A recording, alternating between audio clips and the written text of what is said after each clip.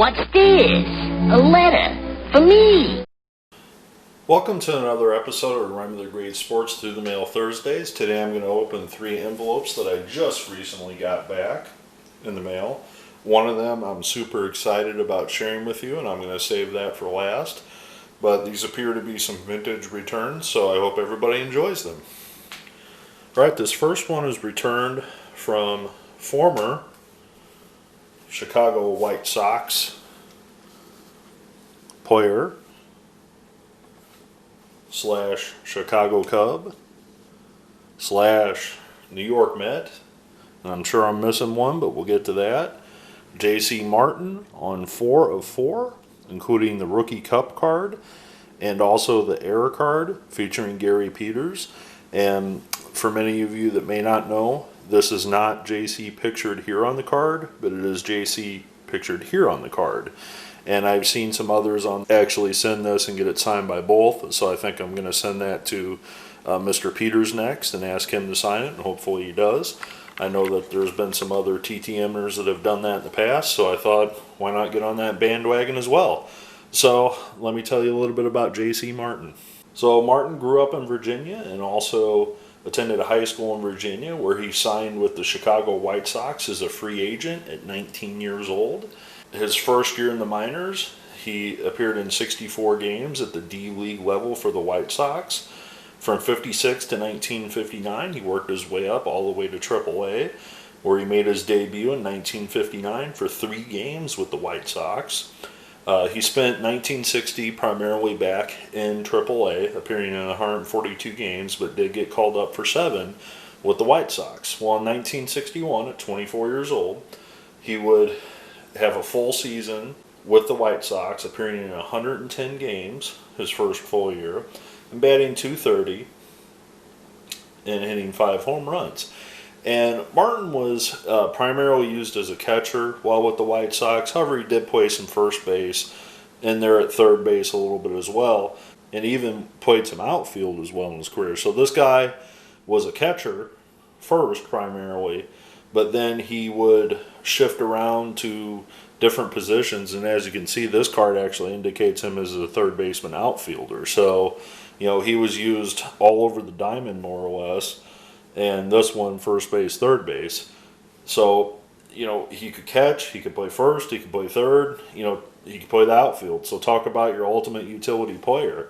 And even though his numbers aren't, you know, great by any terms of measurement, the reason he probably stuck in the league as long as he did was because he was such a versatile player and could play all of those positions. And also a nice left-handed bat off the bench if you needed it as well. So he played through 1967 with the Chicago White Sox, and at 31 years old, he would then be traded to the New York Mets. Well, this would be immaculate timing because he would be part of the 1969 Mets championship team. Well, after the 69 season, though, the Mets would trade him away to the Chicago Cubs, and that's where he would primarily finish up his career, playing part-time for 3 seasons with the Cubs. However, in 1973, at 36, the Cubs did send him to their AAA affiliate, where he played, you know, his final year at 36 years old. So, again, a guy like this played 14 years in the major leagues for various teams, probably because of his versatility in the field. So I've written Mr. Martin before, but very happy to get him back again, and I'm going to probably send that to Mr. Peters and see what we can do with that in the near future. All right, this next one is from one of the first big signees of the I don't want to say the first, but Denis Menke on 1, 2, 3, and 4. And I have written Denis before. I've gotten him back a few times in the mail in the past. This is not postmarked from Iowa, so he no longer lives in Iowa, but this is an Iowa native that he grew up in Iowa at a small town. He was the stud baseball player, and he got a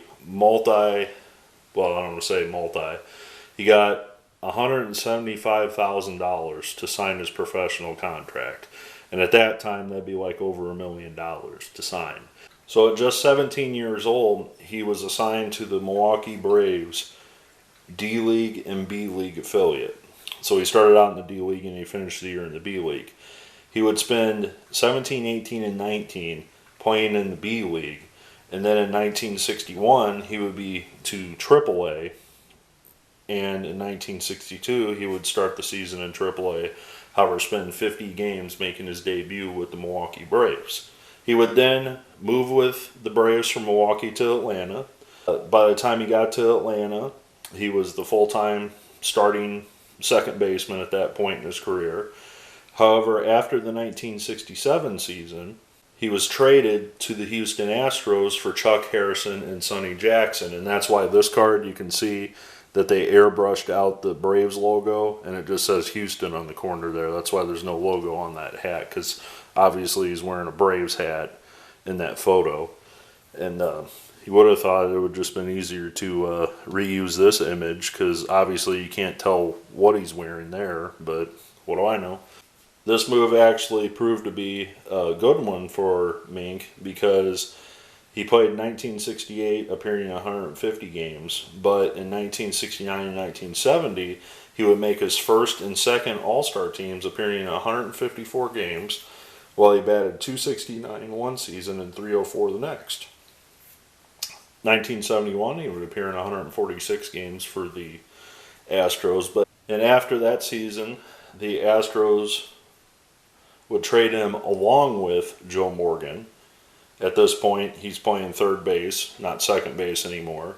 So the Reds got Joe Morgan and Denis Menke out of this deal for Tommy Helms and Lee May going to the Astros. So he would spend a couple years with the Reds, but after the 1973 season, at 33 years old, he would then return to the Houston Astros, and that would be the last season that he would play.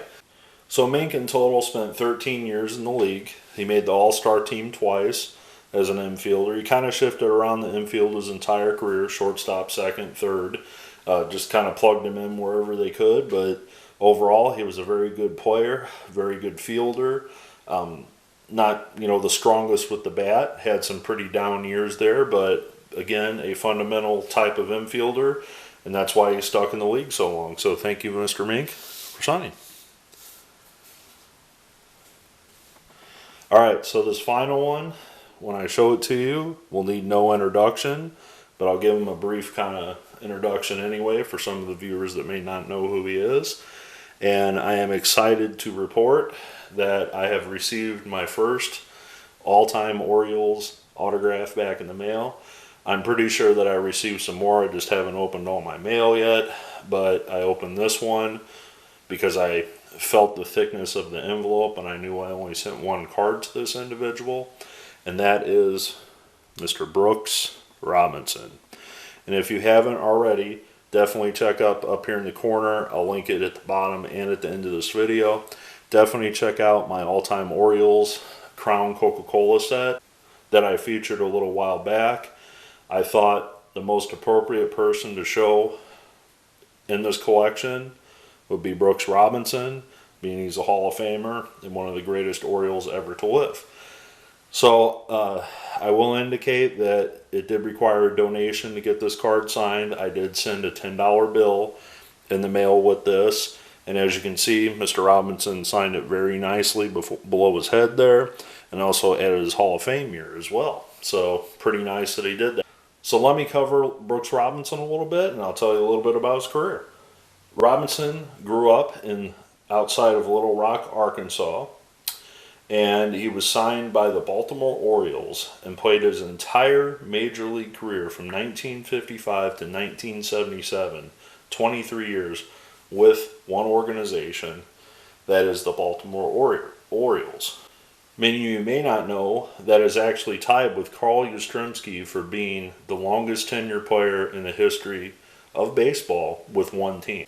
Some of the highlights of his career are, he didn't quite get 3,000 hits, but he came close at 2848. But 18-time All-Star from 1960 to 1974, two-time World Series champion, 66 and 70, American League MVP World Series MVP in 1970, 16-time Gold Glove winner at third base, Roberto Clemente Award winner in 1972, has his number retired by the Baltimore Orioles, number 5. He's in the Baltimore Orioles Hall of Fame. He's also in the Baseball Hall of Fame in Cooperstown, and he was also named to the Major League Baseball All-Century team.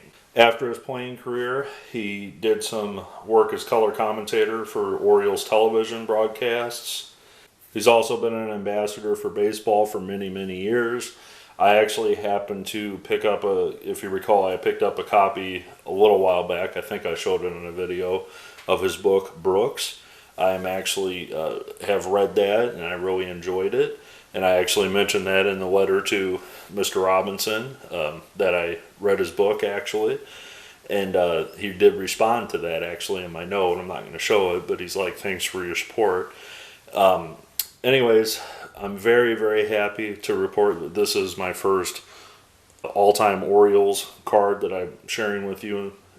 I can't think of a better person to share than Brooks Robinson for the all-time Orioles to kick it off, so to speak. I've sent out a lot of requests with this little set, so hopefully you'll be seeing those coming back soon. So I want to thank Mr. Robinson for signing. I, of course, want to thank Mr. Menke for signing as well. And I also want to thank Mr. J.C. Martin for signing as well. Hopefully you'll be seeing this one with Gary Peters in the near future as well in a future video. And I want to thank you for taking the time to watch another episode of Remember the Great Sports through the Mail Thursdays. I'll look forward to your comments below. Thanks.